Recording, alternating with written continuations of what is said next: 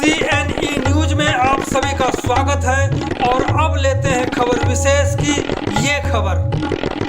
चंडीगढ़ में प्रॉपर्टी की share wise registry पर रोक लगाने और बाद में ब्लड रिलेशन में शेयर वाइज रजिस्ट्री को खोलने के विरोध में गत रविवार को चंडीगढ़ की प्रॉपर्टी ओनर्स ने ब्लैक डे मनाने के साथ सेक्टर 17 में शहर के सैकड़ों लोगों ने प्रदर्शन किया। प्रदर्शनकारियों ने प्रशासन से साफ कर दिया कि उनकी मांगें नहीं मानी गई तो किसी भी हद तक जाने के लिए तैयार होंगे, चाहे वह आमरण अनशन ही क्यों ना हो। प्रशासनिक फरमान के कारण वो लोग परेशान हैं जो कैंसर जैसी बीमारियों से ग्रस्त हैं और इलाज के लिए मकान बेचना चाहते हैं, जिन्हें बेटियों की शादी करनी है, बच्चों को पढ़ाना है, बच्चों के भविष्य को बनाने के लिए मोटी रकम फीस के रूप में भरने हैं। काफी संख्या में ऐसे लोग हैं जो प्रॉपर्टी को बेचकर अधर में लटके हुए हैं। ऐसे ही कई लोगों से हमने बात की जिसे सुनकर आप हैरान हो जाएंगे। अलग अलग लोगों से हुई बातचीत को सिर्फ आम लोगों को ही नहीं बल्कि सांसद किरण खेर और प्रशासनिक अधिकारियों को जरूर सुनना चाहिए ताकि इसका कोई निदान निकल सके। आपका शुभ नाम क्या है? IN गेंदर। IN गेंदर जी, प्रशासन ने शेयर वाइज जो प्रॉपर्टी है उस पर रोक लगाई रजिस्ट्री, लेकिन बाद में इन्होंने ब्लड रिलेशन में खोल दिया है। तो ब्लड रिलेशन में जब खोल ही दिया तो फिर रोज किस बात की? ब्लड रिलेशन में लेगा कौन है? अब मैं पहले मेरी बात सुन लो पूरी। मैं 3 साल से सेक्टर 15 में रह रहा हूँ, फर्स्ट फ्लोर पे। मैं इससे पहले रहता था पंचकूला में मैं 17 साल से अकेला रह रहा था। मेरी wife died. I am a cancer patient, 83 year cancer patient. 17 साल पहले मेरी वाइफ की डेथ हो गई, वो भी कैंसर से हुई।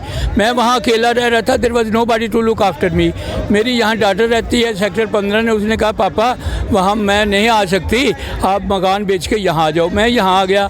यहाँ आके कि ना लेते मैंने एक फ्लैट ले लिया। पैसे कम थे, 20 लाख मेरी बेटी ने दे दिया। उस फ्लैट में रह रहा हूँ। मैं PGI में महीने में 2 बार जाता हूँ। मेरे को पैसे की ज़रूरत पड़ती है। आज मैं उस मकान को बेचना चाहूँ तो नहीं बेच सकता। आज वो मेरा मकान अगर मेरा पंचकूले में होता तो वो 4 करोड़ का होता। ये मकान मेरा ज़ीरो है। मैं कहाँ जाऊँ? प्रशासन के पास जाऊँ या क्या जाऊँ? मैं तो समझता हूँ कि ये जो कारबूजर है ये मेरी पत्री में ग्रोह आगे बैठ गया कि मैं बिल्कुल ज़ीरो हो गया हूँ। अब हमारी बात होगी अंकित भार्गव से। कहाँ रहते हैं अंकित भार्गव जी? मैं रहता हूँ मोहाली में जी।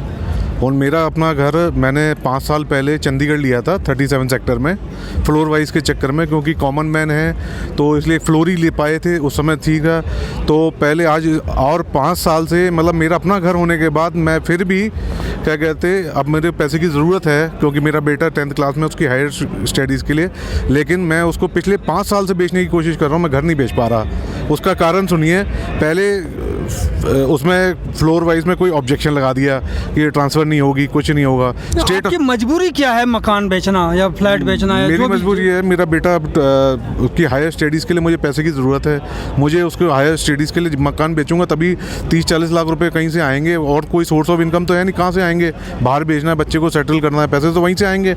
मकान बेचेगा तभी उसके बाद ही तो सारा सिस्टम सेट होगा। आपका शुभ नाम क्या है? मेरा नाम भारत भूषण मदान है। आपके साथ क्या परेशानी है? मेरे साथ ये परेशानी है कि मैंने एक 30% शेयर लिया था 37 में। 3-4 महीने पहले मैंने सेल एग्रीमेंट किया।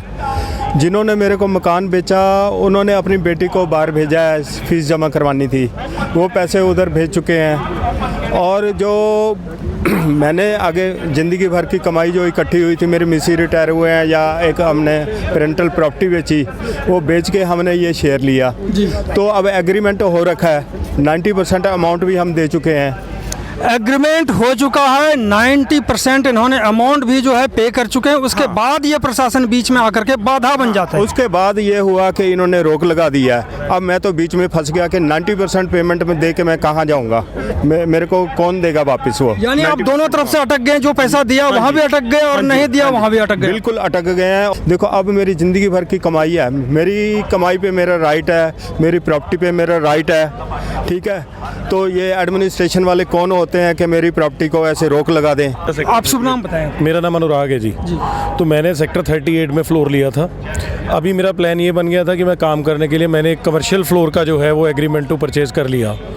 अभी मैं अपना रेजिडेंशियल फ्लोर बेच के कमर्शियल काम करने के लिए फ्लोर ले रहा था। अचानक से ये फैसला आ गया और मैं तो दोनों तरफ से फंस गया। उसको बेच के मैं ये ले रहा था, आगे मुझे ये जो खरीदना है वो मुझे खरीदना ही पड़ेगा, लेकिन बेच के मैं पैसे इकट्ठे कर रहा था, वो पैसे मेरे पास है नहीं।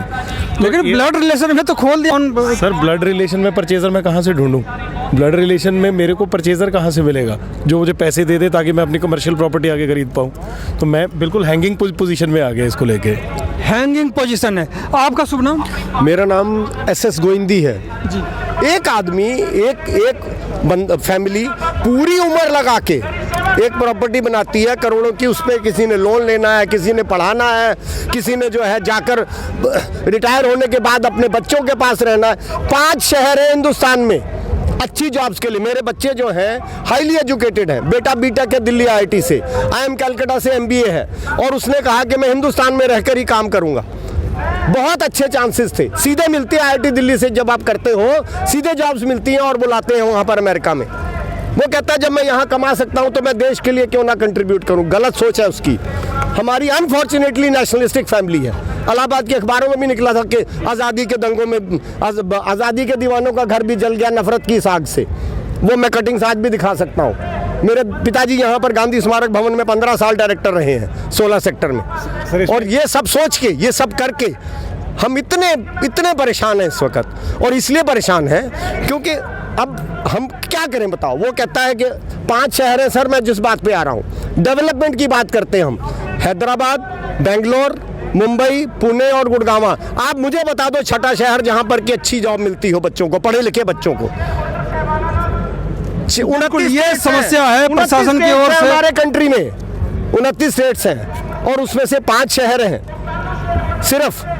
वहाँ पर वो जॉब कर रहे हैं और वो रिटायरमेंट के बाद चंडीगढ़ में आना चाहते हैं। तो हम कहते हैं भाई क्या करोगे चंडीगढ़ में आके? यहाँ पर तो एडमिनिस्ट्रेशन रूल्स का ऐसा इंटरप्रिटेशन निकालती कि पता नहीं।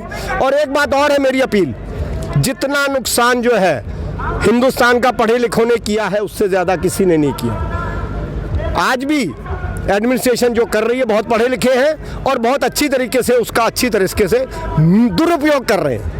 और वो दुरुपयोग जो है हो रहा है और पढ़ी लिखी जनता यहाँ पर बर्दाश्त कर रही है। तो ये प्रशासन ने ये तो कह दिया कि ब्लड रिलेशन में आप रजिस्ट्री कर। सर ब्लड रिलेशन में कर लो रजिस्ट्री। मैं अपने बच्चों को दे देता हूँ, अपने भाई को दे देता हूँ, बाहर नहीं बेच सकता।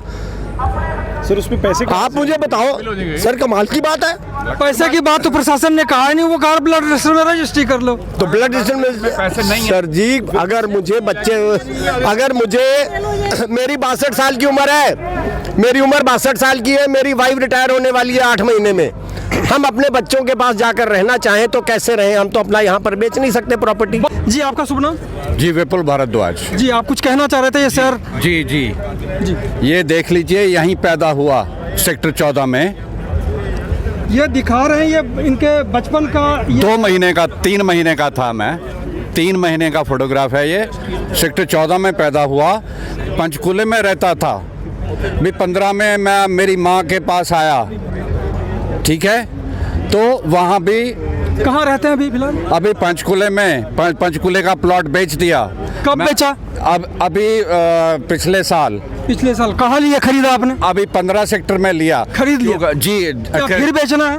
नहीं, मैं अपनी माँ के पास आया और एक प्लॉट देख रहा हूँ, ठीक है जी।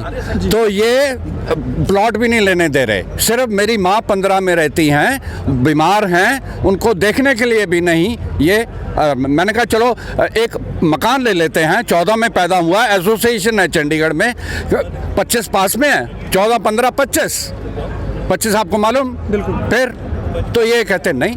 क्या इसका पीछे की मंशा क्या है? इसका सिंपल सा मतलब है, अगर आप सुप्रीम कोर्ट के ऑर्डर को नहीं समझ पा रहे, आपने इंटरप्रिटेशन। कौन नहीं समझ पा रहा है? एडमिनिस्ट्रेशन और कौन? सुप्रीम कोर्ट ने ये नहीं कहा कि गियर वाइज रजिस्ट्री बंद करिए। लाओ दिखाओ, पढ़वाओ। अब 1 मिनट सर, 1 मिनट में मैं खत्म। अगर सुप्रीम कोर्ट। नाम क्या आपका? मेरा नाम संजय है। जी संजय। हाँ ठीक है। अगर सुप्रीम कोर्ट ने ये लाइन लिखी है, जब आप कहते हो लेटर एंड स्पिरिट, 2 चीज़ें होती है कि जी हम उनका ऑर्डर लेटर एंड स्पिरिट में फॉलो करते हैं, तो आप दिखाओ ये लाइन कि शेयर होल्डर अपनी शेयर की चीज़ नहीं बेच सकता।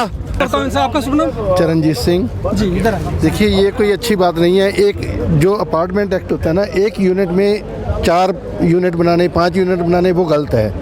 एक जब तुमने एक कानून बनाया हुआ कि 3 मंजिल स्टोरी है, नीचे मालिक रहता है, 2 किराएदार आ जाते हैं। फैमिलीज तो 3 ही हैं। ये तीनों ने, मोदी जी का सपना है हर गरीब का अपना घर हो।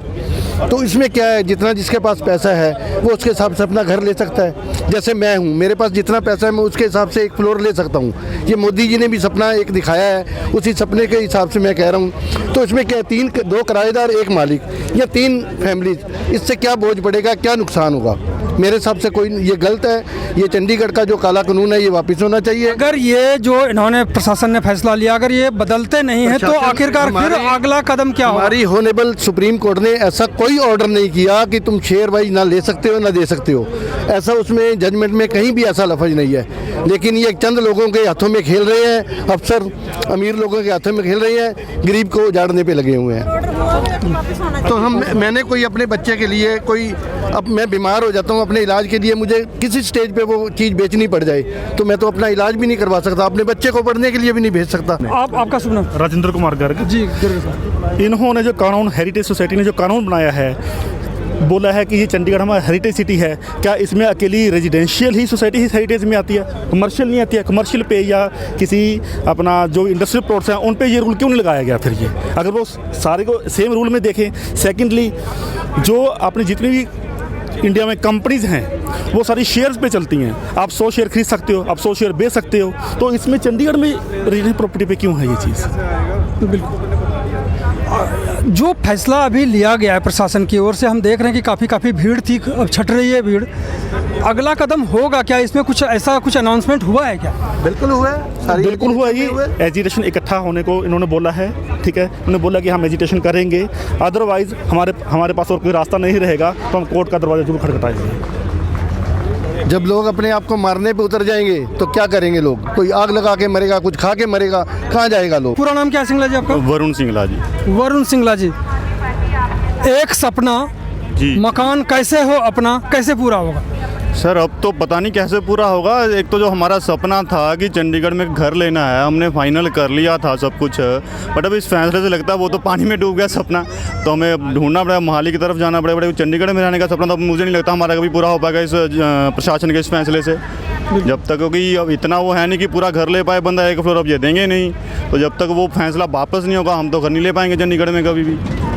सर इसकी जानकारी हम तो जैसे लगे हुए थे, हमारे यहाँ पे जो डीलर थे हमने उनके थ्रू गए तो उन्होंने कहा था जी अब कोई फ़ायदा नहीं है कि अभी पिछले हफ्ते हमने अभी करो फाइनल देखते हैं कुछ फ्लोर वगैरह लेने के लिए। तो कहते जी अब तो प्रॉपर्टी आपके पास आपके नाम की रजिस्ट्री भी नहीं हो सकती, तो इसलिए आपको कहीं और देखना पड़ेगा। अब तो मोहाली में आपको ढूंढ के दे देते हैं, कोई चंडीगढ़ में तो आप ले ही नहीं सकते। CNE न्यूज़ के साथ बने रहने के लिए आप सभी का बहुत बहुत धन्यवाद।